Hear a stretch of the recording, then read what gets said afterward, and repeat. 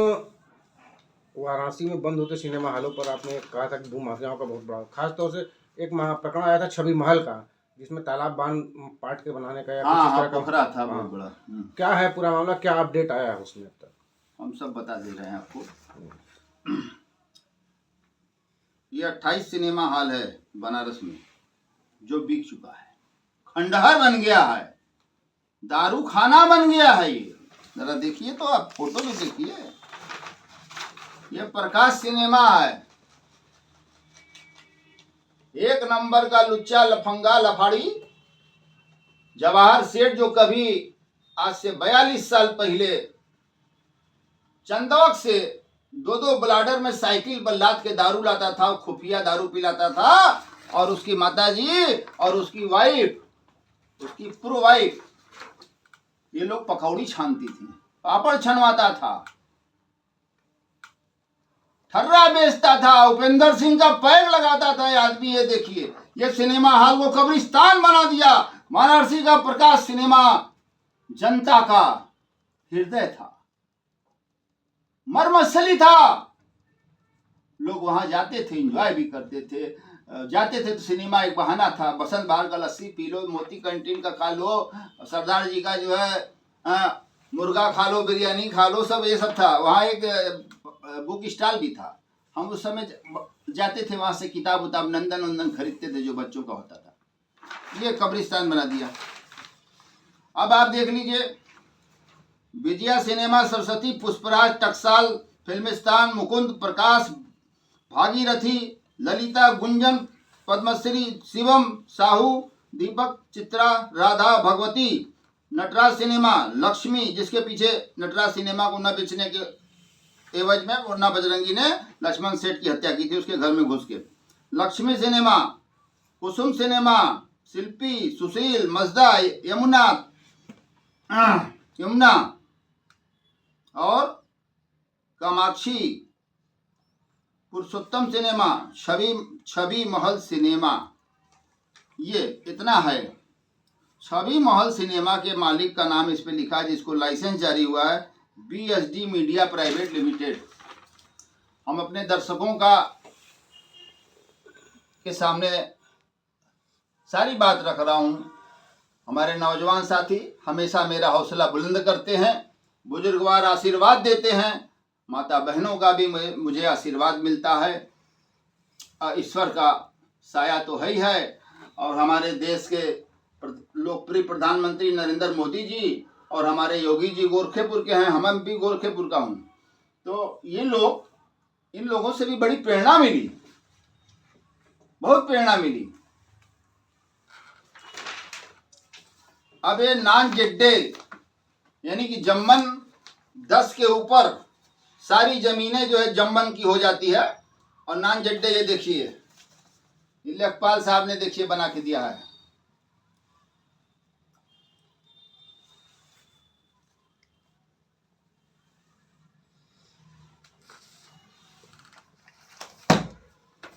मैं बताना चाहता हूं कि ये बहुत बड़ा पोखरा था, जिसपे काटन मिल बन गया, जिसपे छवि महल बन गया। ये बहुत बड़ा रकबा पोखरा था।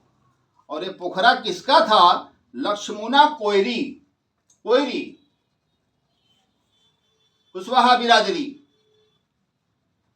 कोयरी। यह कोयरी का, लक्ष्मणा कोयरी का ये बहुत बड़ा पोखरा था, जिसमें सिंघाड़ा भी वो बोते थे, और अपना थोड़ा बहुत सिंघाड़ा के अलावा जो है करेमू का साग वगैरह भी उसमें ताल में होता ही है, जान ही रहे हैं, जिनको उपार्जन चल रहा था। उसके बाद राजा मोतीचंद वाराणसी ने उस कोयरी से वो पोखरा खरीद लिया, और खरीद कर अपने प्रभाव का बेजा इस्तेमाल करके भू माफियाओं से हाथ मिलाकर, जिसमें एक नाम जितेंद्र सिंह भी है, यह भी पोखरा पाटा है, वहां का मोच रख के चलता है, तो ये भी है, और आपराधिक गतिविधियों में लिप्त रहता है। ये बकरिया कुंड पाट के पूरा मुसलमानों को बेच दिया, 200 प्लाट। इसने यहां पोखरा पाट कर 100 प्लाट मुसलमानों को बेच दिया। क्या मजाल है किसी हिंदू को मिल जाए। गोलगड्ढा पर पेट्रोल टंकी के पीछे 26 बिस्सा जमीन प्लाटिंग करके मुसलमानों को बेच दिया। ठीक है, अब मैं आपको बताना चाहता हूं कि इसके बाद सबूत के तौर पर दे रहा हूं, इसके बाद ये 1922 से 1927 तक भवन संख्या मकान नंबर J26/58 इससे तमाम में जुमला भी निकला, नंबर बढ़ते गए लेकिन मूल नंबर यही है। अब इसमें देखिए 1922 से 27 तक किसका नाम है। ये वाराणसी नगर निगम वाराणसी का द्वारा जारी किए गए असेसमेंट रजिस्टर की पक्की नकल है। इसमें देखिए सीधा लिखा है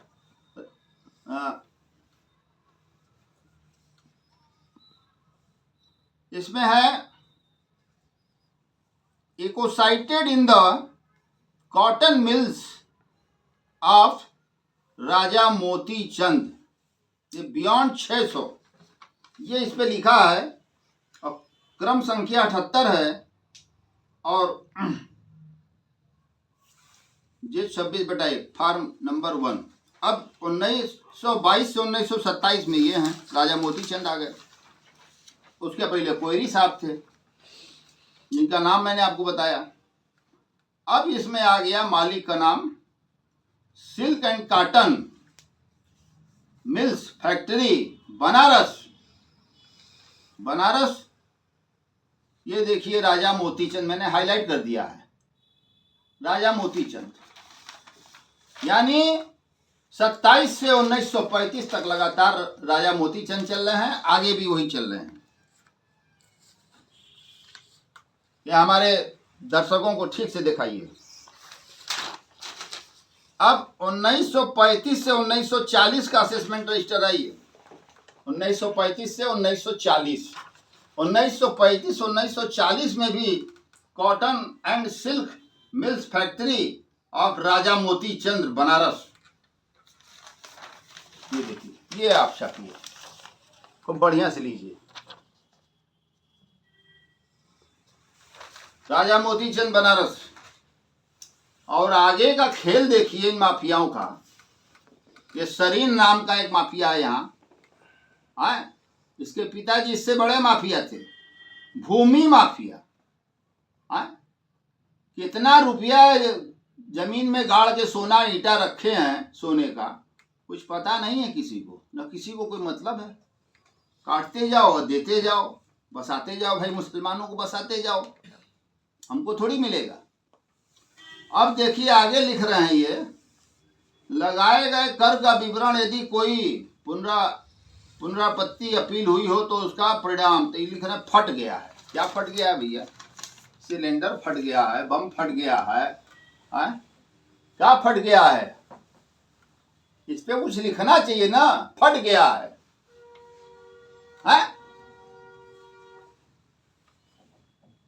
फट गया है भैया। ये नगर निगम है नाम नगर निगम, वैसे है नरक निगम।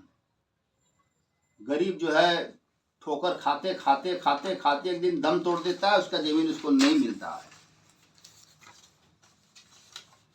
अब ये देखिए 1940 से 1945 में कौन था, मैं हुजूर को वो भी दिखाना चाह रहा हूं। ये देखिए पक्की नकल है भाई,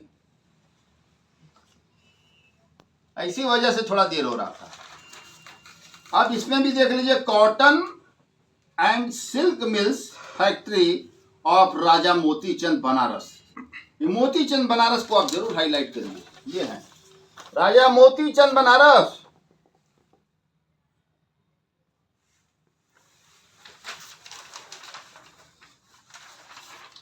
अब 1945 से 1951 में कौन था मालिक? Cotton silk mills factory of Raja Motichand Banaras. तो ये सरीन कहां से आ गया? संजय सरीन आ गया, तो फलाने सरीन आ गए, तो ढेकाने सरीन आ गए, तो जितेंद्र सिंह मोछू आ गए। एक बार गोली खाया था, बच गया था, अनिल सिंह मरवाया था।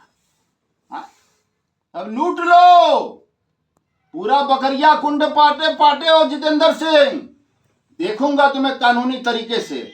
मोछ वाले ऐसे भी मुझे अच्छे नहीं लगते। मोछ वाले देखिए ना एक ठो कैसे कैसे लोग गए। चमेली का तेल की जगह साले जो है पोतते हो जो है, हा? अब देखिए सर 1951 से 1959 के बीच में मालिक का नाम व पता और यदि कोई प्रतिनिधि एजेंट हो तो उसका भी नाम व पता। मालिक का नाम cotton and silk factory mills Raja Moti Chand जे 13/93। ये देखिए सर इस असेसमेंट रजिस्टर की नकल को honourable supreme court honourable high court तक तो मानती है, इसका मान्यता है।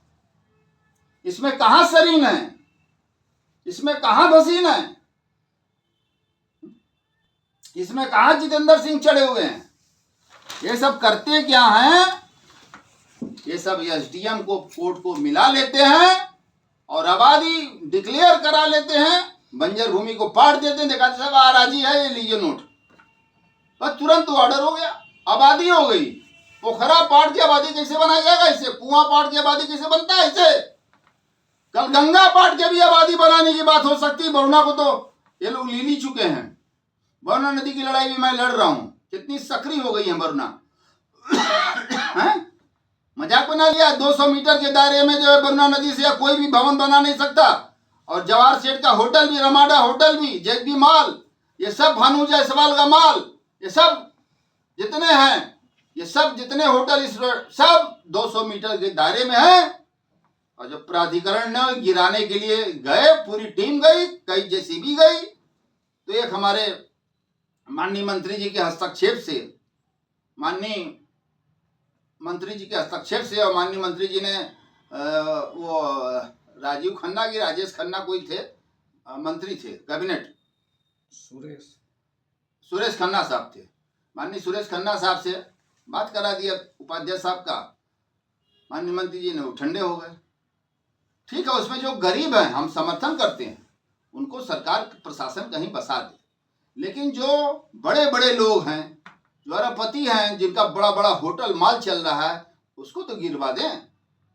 ये सारा कानून हमारे ही ऊपर लागू होगा।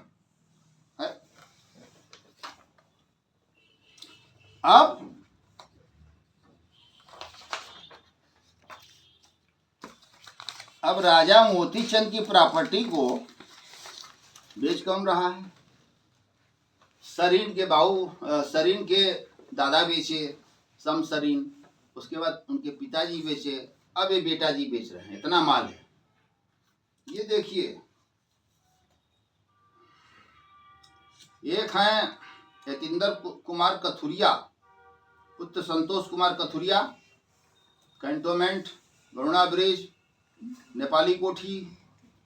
इन्होंने लिया है 14 करोड़ में इन्होंने ये खरीदा, 14 करोड़, और 1 करोड़ 2 लाख रुपया स्टाम्प ड्यूटी दिया, 15 करोड़ 2 लाख। किस पे? पाटे हुए पोखरे पर। उसमें न जाने कितने जमींदोज कर दिए गए।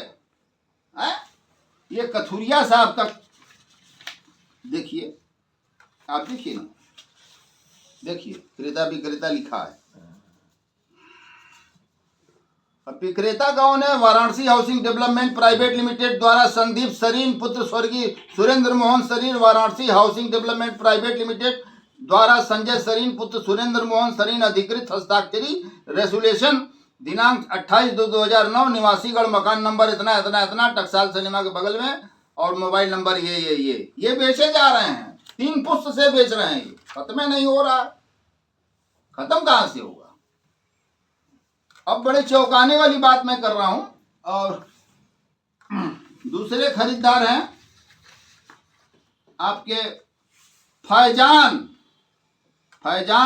वल्द मोहम्मद शोएब, फैजान मोहम्मद शोएब पुत्र साबिर अली, इन्होंने खरीद लिया, बनाना शुरू कर दिया। अभी हम बता रहे हैं कथा। अब देखिए, बड़ी चौंकाने वाली बात यह है कि छवि महल सिनेमा छवि महल सिनेमा बिना नक्शा पास कराए ही बनवा लिया गया।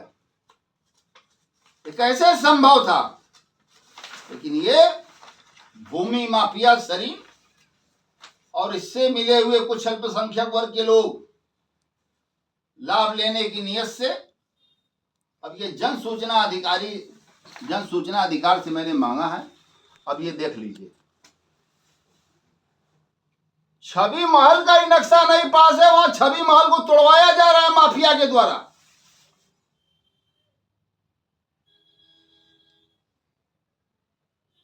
छवि महल का ही, पुराने छवि महल का नक्शा नहीं पास है, नए छवि महल का जो तोड़ा जा रहा है उसका कोई एनओसी नहीं है, नो ऑब्जेक्शन सर्टिफिकेट मनोरंजन कर अधिकारी ने नहीं दिया है, बीडीए ने नहीं दिया है, नगर निगम किसी ने नहीं दिया, अग्निशमन ने नहीं दिया है, पीडब्ल्यूडी ने नहीं दिया है न्यू कंस्ट्रक्शन के तहत। तो ये जो तोड़वा रहे हैं सिनेमा हॉल को, और उस ऐसे सिनेमा हॉल को जिसका नक्शा ही नहीं पास कराया गया है, ये प्रश्नोत्तरी में है, सूचना कानून के तहत मुझे मिला है। अब देख लीजिए आप, इसका भी फोटो खींच लीजिए, पक्की नकल है।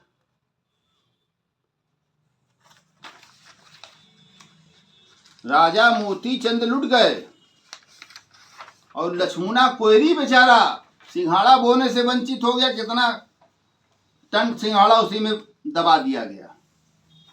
आज भी सिंघाड़ा तो नहीं मिलेगा, लेकिन सिंघाड़े का कांटा जरूर मिलेगा और उसका छिलका भी मिलेगा अगर इसको खनवाया जाएगा। और इसको खनवा के फिर से पोखरा बनवाने की मैं मांग कर रहा हूँ सरकार से, प्रशासन से। ये देखिए, श्रीमान कर निर्धारण अधिकारी, ये देखिए, पहले इनके पैड को दिखा दे। ये लेटर पैड पर मिस्टर सरीन ने झूठा एफिडेविट दिया। Varanasi housing development private limited J 53/539/9 ये इनका जो है वो है। श्रीमान कर अधीक्षक आदमपुर जोन नगर वाराणसी, भवन संख्या जे 13/93 मेसर्स वाराणसी हाउसिंग वाराणसी का वार्षिक मूल्यांकन समाप्त करने के संबंध में महोदय निवेदन है कि प्रार्थी messrs Varanasi housing development Varanasi संख्या जे 13/93 भवन पर नाम अंकित आ रहा है, जो कि पूर्व में हो। उपरोक्त भवन संख्या वर्षों पहले ही संपूर्ण बिक्री मेरे द्वारा की जा चुकी है। संपूर्ण बिक्री इनके द्वारा की जा चुकी है। अब इसका कोई भी हिस्सा मेरे पास नहीं है। जो टैक्स आ रहा है वो गलत आ रहा है। अतः प्रार्थी को निवेदन है कि भवन संख्या जे 13/93 पर अंकित नाम messrs Varanasi housing development Varanasi व अंकित मूल्य निरस्त किया जाए।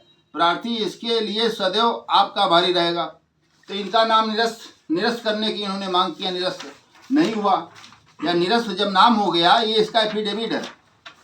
इसने साफ कहा है अपने एफिडेविट में कि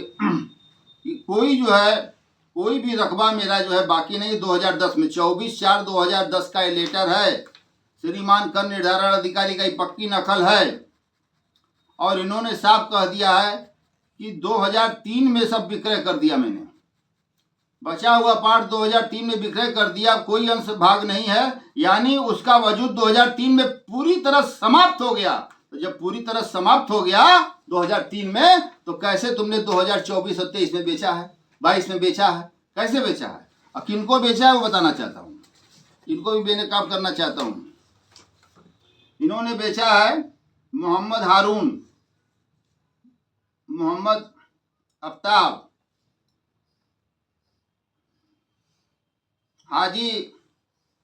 हाजी अब्बास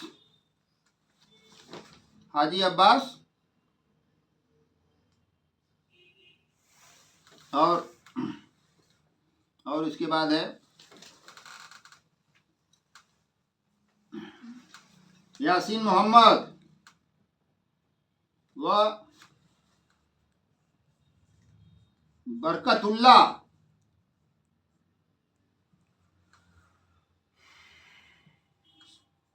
शाह मोहम्मद खान, सुभानुल्लाह,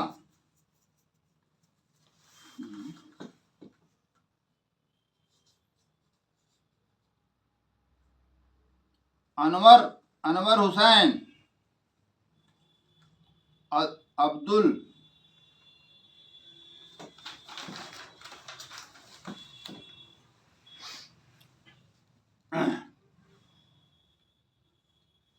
मुजफ्फर हुसैन, आबादी 229 से आबादी घोषित करा लिया। और आपके है सड़क पोखरा भी लिखा है, देखिए है पोखरा लिखा है, पोखरा हर जगह लिखा है। यहाँ देखिए तालाब लिखा है, यहाँ देखिए तालाब लिखा है, यहाँ देखिए पोखरा लिखा है। किस सन की फसली है? कौन ये? जिसमें 1456 1459 1356 1359 और 1418 फसली की है। और ये टोटल मैं बता दे रहा हूँ, काफी लंबा लिस्ट है इसलिए। टोटल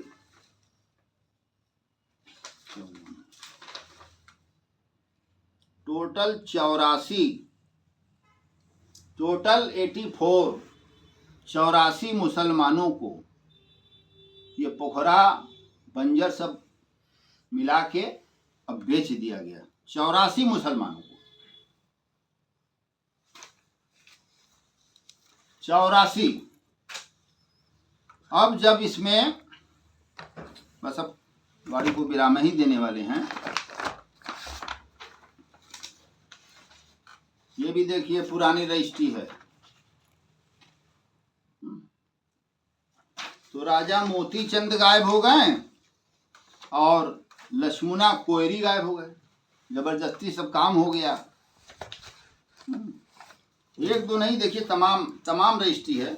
इनका नाम कैसे आपको गायब दिखा हुआ? दे रहा हूँ, तमाम रजिस्ट्रियां हैं। धंधा आज से नहीं, पिछले 30 साल से चालू है। ये देखिए वाराणसी हाउसिंग बेचने वाले हैं श्रीमती अफरोज जहां, इन्होंने खरीदा है। श्रीमती अफरोज जहां, पत्नी हाजी जुबैर अहमद, इनको बेचे हैं सुरेंद्र मोहन सरीन ने। और एक और रजिस्ट्री हुआ है जुबैर अहमद पुत्र मरहूम सुभान अली, सादुल्लापुरा बुनकर मार्केट, चौका घाट।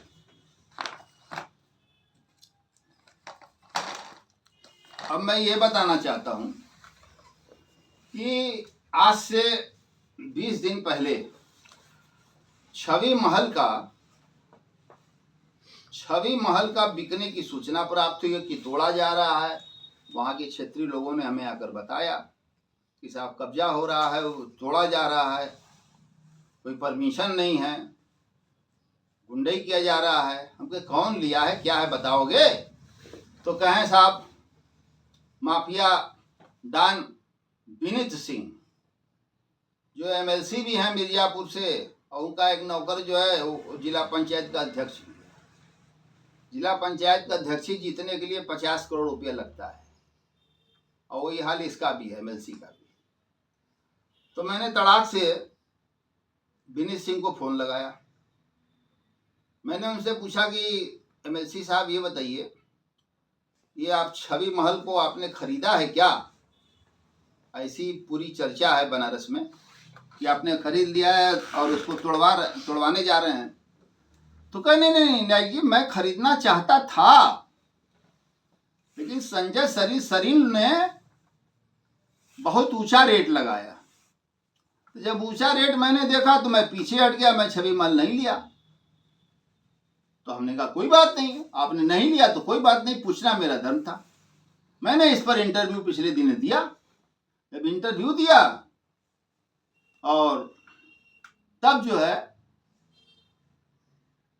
इनका इंटरव्यू दिया, और उसके बाद जो है जब मैंने छानबीन किया तो मिस्टर फैजान का नंबर मुझे मिला। मैंने उनसे पूछा कि आगे का जो बन रहा है वो किसका बन रहा है? क्या मेरा बन रहा है? कितने का लिया आपने? क्या भैया लिखा पढ़ी में तो 6.5 करोड़ है, इसे 11.5 करोड़ है। गरीब बाप रे बाप, किसके जरिए लिया आपने? किसके जरिए लिया? तो कहें भी हम लिए MLC साहब के जरिए लिए, विनीत सिंह के जरिए लिए, और उसमें एक मेरा इमरान करके एक दलाल था, मिर्जापुर में रहता है, उन्हीं के साथ वही दिलवाया सारे मुसलमानों को। अच्छा, तो जैसे ही विनीत सिंह को उससे फोन कटा है, तुरंत 3 मिनट में विनीत सिंह का फोन आ गया। कह रहे भी आप कहीं फोन किए थे फैजान को? हम कहा किए थे, पूछने के लिए। वो कहें कि अरे भाई वो सब मेरे आदमी हैं। हमने कहा मुसलमान जितने हैं सब आपके आदमी हैं? इस सरकार में आप ऐसी बात कर रहे हैं? जो हिंदू हित की बात करेगा वही देश पर राज करेगा, और आप जो है मुस्लिम हित देख रहे हैं पैसा के चक्कर में, गड्डी तहाने के चक्कर में। बाबू विनीत सिंह कितना कमाएंगे आप? कितने भूखे हैं आप? चलिए RBI मुगल सराय में आपको बैठा दें, कुल खा लीजिए नोट, गड्डी वहां छप रहा है, बोरा भर लीजिए, आपको क्या दिक्कत है? विनीत सिंह ने कहा कि अरे नहीं नायक जी, ऐसा है कि आपको पीछे हटना पड़ेगा, और जैसे जो कहिए हम करने को तैयार हैं, हम करवाने को तैयार उन लोगों से। हमने कहा बढ़े हुए कदम पीछे नहीं होते हैं। कहे नहीं तो फिर ये बात तो अच्छी नहीं है। हम कहे नहीं अच्छी है। वो कहें आपको इस समय क्या मिलता है? हम कहे वही जो आप नोट लूटने, डकैती डालने में, और 3.5 साल के बच्चे का आपने अपहरण कराया था, हाजी जुबैर मदनपुरा। इस 3.5 साल के बच्चे को बताइए 15 दिन कैद में रखा था, कैसे जिया होगा बिना माँ के दूध पिए? कैसे जिया होगा बिना माँ का दूध पिए? बिहार में रखा था। 3.5 करोड़ रुपया DIG कॉलोनी में लेन देन हुआ है, हमें सब पता है। दिया कौन, लिया कौन, कौन दिलवाया, सब मालूम है। 10 करोड़ मांगते मांगते 3.5 करोड़ में डील तय हुई। ये आज 35 साल की बात है, 30-32 साल की बात है। इतना क्रूएल्ड पर्सन लगे उड़ने। तुमको भाजपा ने यह चेतावनी देकर ज्वाइन कराया था कि कोई गुंडाई नहीं करोगे, कोई लूटपाट नहीं करोगे, और हिंदू हित की बात करोगे, सनातन की बात करोगे। ये शपथ दिलाया था, और ये मुसलमानों की हित देख रहा है केवल पैसा लूटने के लिए। बारे विनीत सिंह, तुम्हारे से चवन्निया गुंडों को मैं बहुत देखा हूं। 50 गाड़ी चलने से शेर नहीं हो जाएगा तू। गीदड़ का खाल ओढ़ के शेर मत बन। देखिए मैं हूं शेर, मैं शेर हूं। मेरी आवाज में देख कितनी दम है।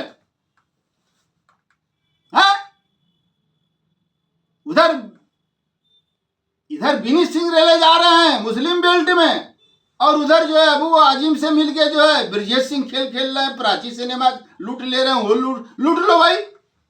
तुम लोग सरकार को बदनाम करने का काम करते हो। हम लोग सरकार में न रहते हुए भी, हमने भी, जब मैं विद्यार्थी परिषद और मैं संघ के स्कूल में पढ़ा हूँ 6 से 8 तक, समर्थ बाल विद्यालय पानदरीवा में, और संस्कृत यूनिवर्सिटी में शाखा लगाया हूँ 1 साल तक। मेरे पिताजी जनसंघी थे, मेरे दादा जनसंघी थे, मेरे परदादा जनसंघी थे। जलता हुआ दीपक जब चुनाव चिन्ह था। तो विनीत सिंह, तुम अमृत पी के नहीं आए हो।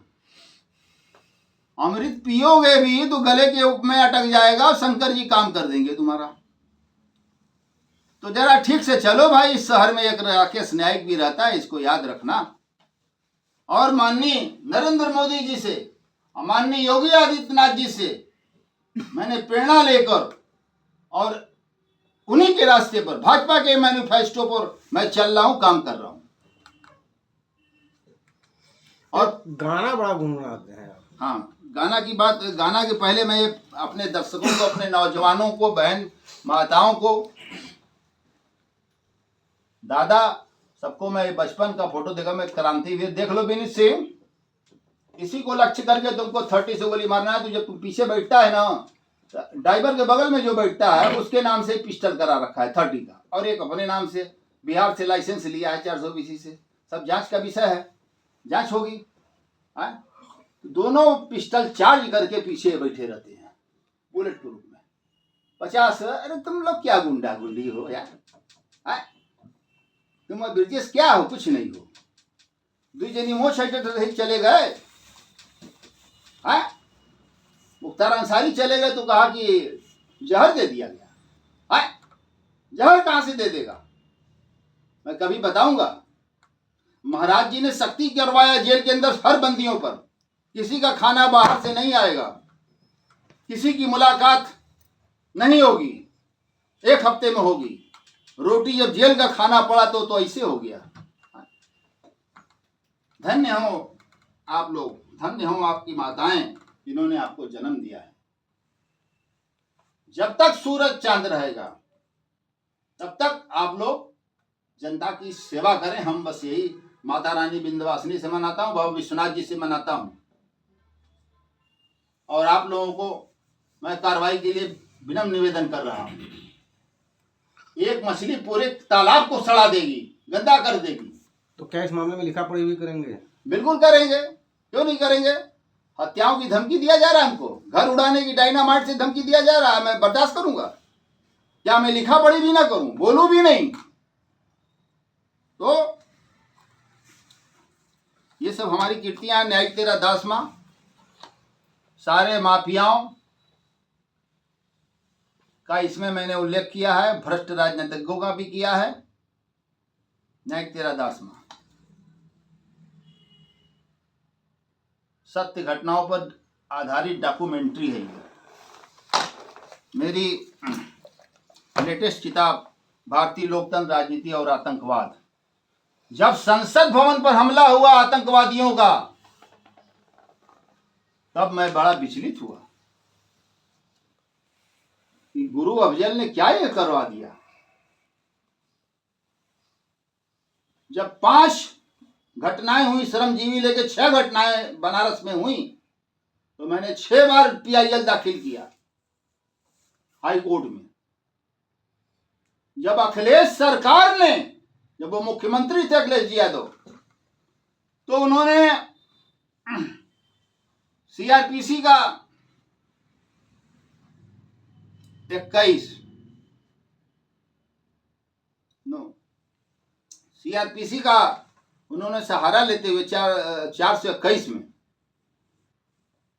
आतंकवादी घटनाओं में शामिल, जो कचहरी में भी आतंकवादी वलीउल्लाह पकड़ाया था, मारा था, वो सबको बाइज्जत रिहा करने की बात कर दिया। यहाँ फैक्स आ गया DM साहब के पास, SSP साहब के पास आ गया। उन लोगों ने जवाब दिया कि ये मुकदमा में 100% सजा होने की चांसेज है, लिहाजा हम लोग इसकी संस्तुति नहीं करते हैं। फिर भी अगर शासन जो चाहे करे, हमें कोई आपत्ति नहीं है। हाई कोर्ट ने कहा कि आज आप रिहा कर रहे हो आतंकवादियों को, कल आप पद्मश्री भारत रत्न दे देना उनको। इतना बड़ा काम किया। हाई कोर्ट की इतनी आलोचनात्मक टिप्पणी माननीय जज द्वय ने किया। ये जेल अपराध है, inside jail, inside story, inside crime in jail, inside 376 in jail, inside 377 IPC in jail, inside story. ये मैंने लिखा। भारतीय चुनाव आयोग को लेकर तमाम तरह के आरोप लगते रहे, तो मैंने TN सेशन से प्रभावित होकर मैंने चुनाव आयोग और मुख्य चुनाव आयोग, तो मैंने एक किताब लिखा। ये मेरी कीर्तियां हैं, मरने के बाद भी ये कीर्तियां जिंदा रहेंगी। मेरे नाम से लैंडमार्क जजमेंट 10 के करीब हुआ है, जो किताबों में दर्ज है, रूलिंग के। वो गीत जरा गुनगुनाइए। हाँ, गीत की बात आपने कहा था, मुझे बिल्कुल याद है, और हमारी जनता सुनना चाहती है तो मैं जरूर सुना रहा हूँ। जनता जनार्दन का अभिवादन करते हुए। हर कदम पर कोई कातिल है, कहाँ जाए कोई, जिंदा रहना, जिंदा रहना बड़ा मुश्किल है, कहाँ जाए कोई, सोच में डूबा हुआ दिल है, कहाँ जाए कोई। ये घड़ी जिसमें न तेरा न हमारा कोई, ये घड़ी जिसमें न तेरा न हमारा कोई, कोई हमदम नहीं है न सहारा कोई। उठ के महफिल से, उठ के महफिल से कोई जाए तो जाए कैसे, सोच में डूबा हुआ दिल है, कहाँ जाए कोई। हर कदम पर कोई कातिल है, कहाँ जाए कोई। अरे जिंदा रहना, जिंदा रहना बड़ा मुश्किल है, कहाँ जाए कोई। हर कदम पर कोई कातिल है, कहाँ जाए कोई। मैं अपनी वाणी को विराम देने से पहले अपने नौजवान साथियों, भारत की जनता, भारत के बुद्धिजीवी वर्ग, भारत के न्यायपालिका, मैं सबका आभार व्यक्त करता हूं। माननीय नरेंद्र मोदी जी की सरकार का भी आभार व्यक्त करता हूं, माननीय योगी आदित्यनाथ जी का भी आभार व्यक्त करता हूं कि आज जो है गुंडाई के नाम पर एकदम सब ठप है। गुंडा दिखाइए नहीं दे रहे हैं, तख्ती बांध के जेल चले जा रहे हैं। तो मैं सिर्फ यही कहूँगा कि लोगों, जितना भी इस तरह की बातें हो रही है, अब इसमें कांग्रेस गवर्नमेंट ले सकती है, प्रशासन हमारे ले सकते हैं, हमारे डीएम साहब से भी अपेक्षा है, और बनारस के police commissioner of police, commissionerate Varanasi से भी मेरी पूरी अपेक्षा है कि इस गुंडागर्दी को और इस तरह से बिना पास नक्शे को ये कैसे सिनेमा हॉल बन गया, और बनारस के 28 सिनेमा हॉलों का भी जो है इसकी भी जांच उच्च स्तरीय जाँच होनी चाहिए, ताकि ये पता चल सके कि इसकी नौयत क्या थी। 1356 क्या बोलता है, 1359 फसली क्या बोलता है, 1291 क्या बोलता है, ये पता चले। और बाड़ी से विराम देने से पहले माननीय नरेंद्र मोदी जी जिंदाबाद, माननीय योगी आदित्यनाथ जी जिंदाबाद, माननीय अमित शाह जी जिंदाबाद, माननीय राजनाथ सिंह जी जिंदाबाद, और हमारे संविधान की जय हो, संविधान की जय हो, संविधान की जय हो। बाबा भीमराव अम्बेडकर जी अमर रहें, दीनदयाल उपाध्याय जी अमर रहें, दीनदयाल उपाध्याय जी अमर रहें, और आपके अबू कलाम आजाद साहब भी अमर रहें, महात्मा गांधी अमर रहें, सरदार लौह पुरुष सरदार वल्लभ भाई पटेल जी अमर रहें, और माननीय अटल बिहारी वाजपेयी जी अमर रहें। जय हिंद, जय हिंद, जय हिंद। सत्यमेव जयते, सत्यमेव जयते, सत्यमेव जयते। अहिंसा परमो धर्म, अहिंसा परमो धर्म, अहिंसा परमो धर्म। बहुत बहुत धन्यवाद आप लोगों का, बहुत बहुत जनता का मैं आभार व्यक्त करता हूं, जो हमारे ऊपर आशीर्वाद स्वरूप अपना हाथ जनता रखे रहती है, हौसला बढ़ाती है अपने विचारों से। मैं उनको सत नमन बारंबार प्रणाम करता हूं, जनता को सत नमन बारंबार प्रणाम। जय हिंद।